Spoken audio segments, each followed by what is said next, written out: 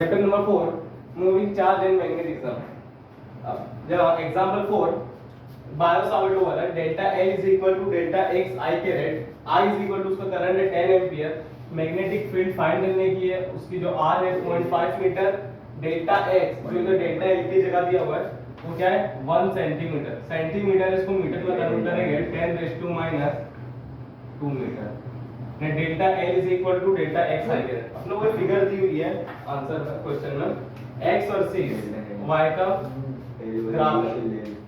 इधर जो जिसकी R है वो Y कैरेट पे, मतलब कि R जो है वो I कैरेट में है, R है वो I कैरेट में 0.5 I कैरेट है। तो मतलब बायो-सावर्ट लॉ पढ़ा उसमें क्या था कि dB यानी कि magnetic field proportional I dl by r square होता है।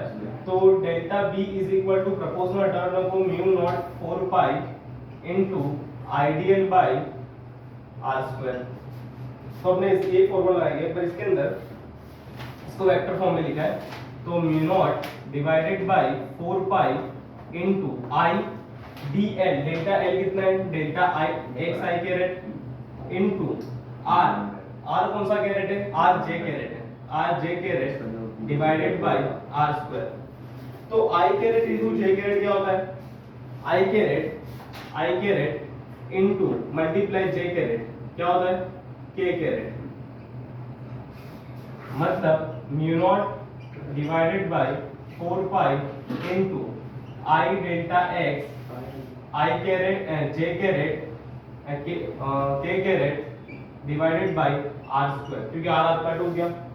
तो म्यू नॉट अपॉन 4 पाई में म्यू नॉट की वैल्यू क्या होती है 4 pi into 10 raise to minus 7 divided by 4 pi into I current कितना दिया हुआ है 10 एम्पियर, डेल्टा x कितना अपने पास 1 into 10 raise to minus 2 metre, r square 0.5 ये 0.25 दिया 4 पाई कट 0.25 into 10 यानी कि 4 into 10 raised to minus कितना हो जाएगा answer, 14 into 10 raised to minus 7 into 2 minus 9, मतलब 4 into 10 raised to minus 8।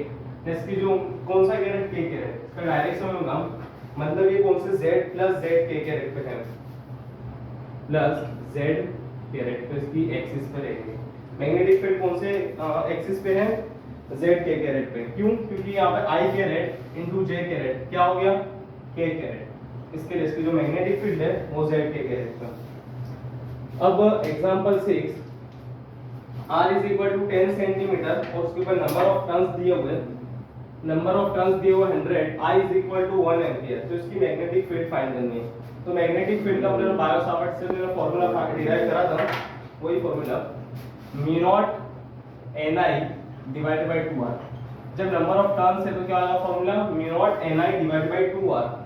तो म्यू नॉट की वैल्यू तो पता है 4 pi into 10 raise to minus 7, n कितना है 10 रेज़ टू 2 में I current 1 ampere into 2r, r 10 centimetre है तो 10 इनटू 10 रेज़ टू माइनस 2 मतलब 10 रेज़ टू माइनस 1, 2 का 2 मतलब 2 into pi 10 raise to minus 5 plus 1 के माइनस 4।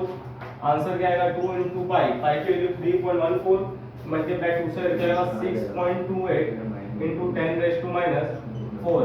यूनिट क्या है टेस्ला। मैग्नेटिक फील्ड मिल गई।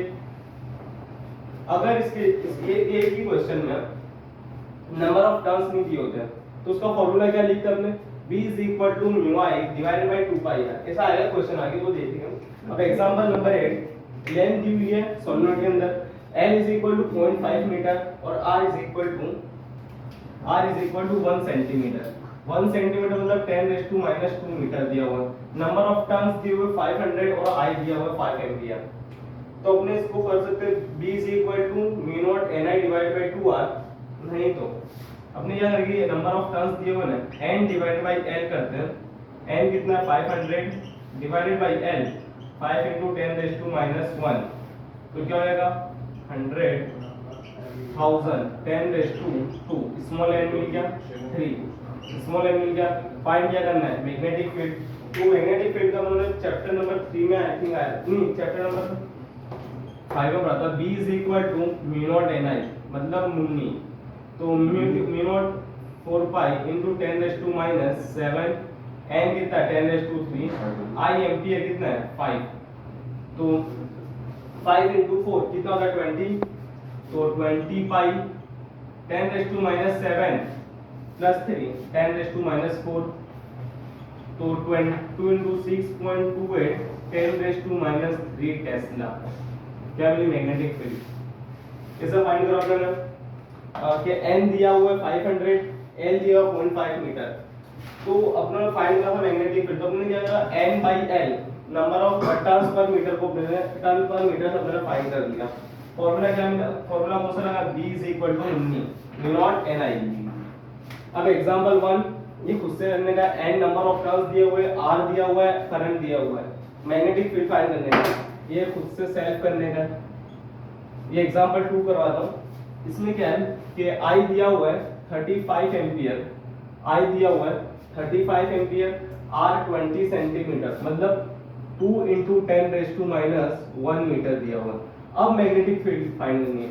इससे पहले जिसमें हमने फाइंड करी मैग्नेटिक फील्ड, उसके अंदर n था, इसमें सब में n है, पर ये क्वेश्चन एग्जांपल नंबर 2 में नहीं है n, तो इसके अंदर कौन सा फॉर्मूला लगाएंगे, इसके अंदर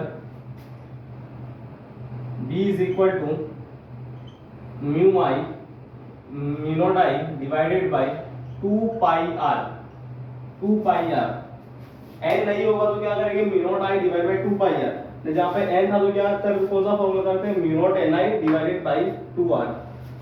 तो अब 4 pi into 10 raised to minus 7 I कितना है 35 divided by 2 pi into r 2 into 10 raised to minus 1 pi cut 2 cut 35 into 10 raised to minus 6,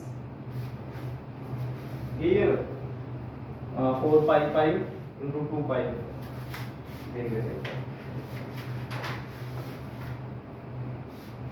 कौन सा एग्जांपल नंबर 2, हाँ राइट है 3.5 into माइनस 6 इसको प्लस में माइनस 5 टेस्ला आएगा आंसर इसका। इसके अंदर क्या था n दिया हुआ I दिया हुआ। अब ये भी सेल्फ करने का सेम वही फॉर्मूला लगेगा, इसके अंदर भी सेल्फ, इसके अंदर भी कुछ नहीं करने का।